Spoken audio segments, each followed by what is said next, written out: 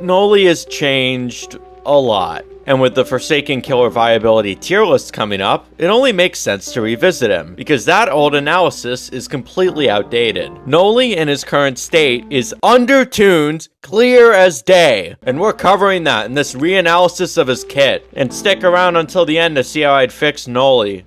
Let's get into the video. In the previous video, there's a huge part of Noli's kit I entirely brushed over. In this video, we're writing that wrong, and we're writing that wrong from the get-go. The change back in November, where fake Nolis no longer refreshed your hallucination duration on hit, has greatly changed Noli's viability, and not in a good way. We're going to go over this more in depth in each ability's corresponding sections, but a large part of noli being extremely overtuned previously was due to those fake Nolis refreshing your hallucination duration on hit. Having hallucination on you means noli knows where you are due to the effect revealing your aura to noli, and that's something you really don't want for an extended amount of time, you know, on top of having the Void Rush Slam conditional in play. So naturally, you then have to waste stamina running away from the fake noli to avoid hallucination refreshing. Then, when the real noli comes around, you're at a huge stamina disadvantage for whatever noli does next, greatly amplifying noli's kit in the process. With fake nolis no longer refreshing your hallucination duration, so long as you can discern which noli is fake,